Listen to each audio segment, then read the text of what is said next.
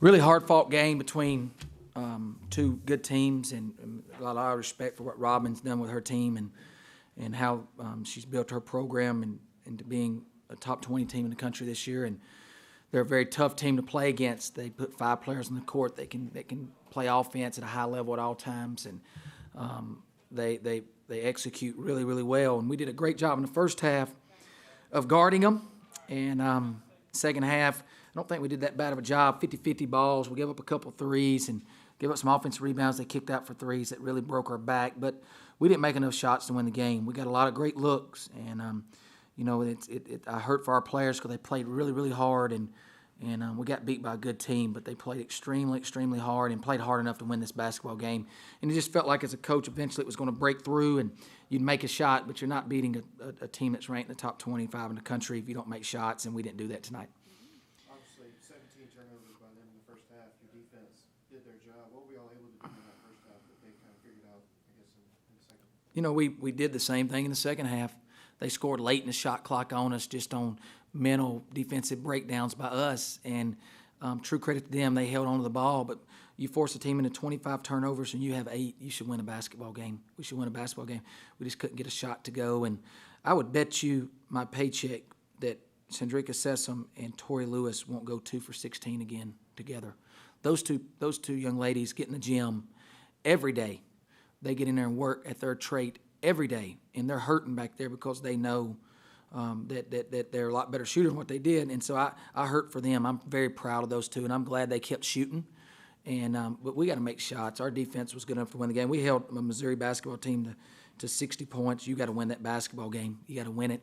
And I just challenge our players right there after the game just to continue to work at this pace, and we'll have a breakthrough, and we'll be out. We're young, and I told them this a couple weeks ago is that Missouri finished ahead of us in league last year, tied with us, and at this point we were 4-5-2 or something like that, 4-5-3, something like that. They were 1-6, and so they didn't let that start define them. And I used Missouri's start last year with our team as, look, you're going to break through and you're going to push through and you're going to make something real special is going to happen to this basketball team.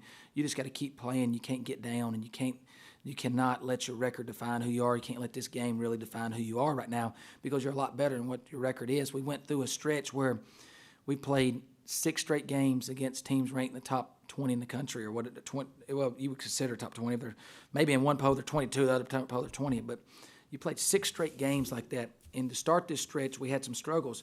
We're a lot better basketball team right now to end the stretch than we were to start this stretch. Now we got to carry that over into the next, until February, and we got some home games against some really good teams because we get South Carolina again, we get Mississippi State again, we get Texas A&M again, we get those teams again at home, and you got to carry that momentum and start making the plays, winning plays to win these games. But first off, we got to go on the road and play a good Alabama team on Thursday. That's a good basketball team. You kind of said that a quarter of 4 kind of gotten away from y'all in games. Obviously, I guess the third quarter would be that one with Michaela's just hitting 4 3-pointers and kind of.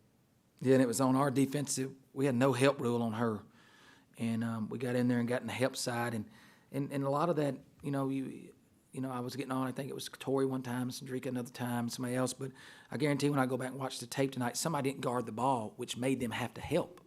And to beat Missouri, you have to guard the basketball. You cannot force help. And they like to drive the ball and kick. And if you let them do that and you don't guard the ball and let them kick, they're going to beat anybody in this league in that third quarter. But we still were able to weather that, and I think we got it to 6. And I don't really know what happened on that possession. I can't wait to watch it because I think it was at 6. Maybe we could cut into it a little bit more there, but we didn't get the shot that we needed, and that was disheartening. But we'll go back and figure out why we didn't get that shot. There's a point in the game where I can't remember who you told one of your players to drive the ball. It seemed like they're a little tentative going to the basket. Yeah, they're not guarding a couple. They were not guarding a couple of our players, and somebody one of these coaches went on a rant and said, "Get in the gym. If they don't guard you, you got to get in the gym and get better with that." I agree with that coach that did that. I saw some kind of YouTube clip the other day. Wisconsin's coach said, "Yeah, get in the gym." Missouri at times were not guarding. Well, the whole game there was always someone on the floor they did not guard, and if they're not going to guard you, it's because and they're leaving you wide open to shoot the 3. It's probably a reason why they're leaving you wide open to shoot the three. So attack them, drive the ball, get in the paint, draw help because you can get in there and draw help, and then kick.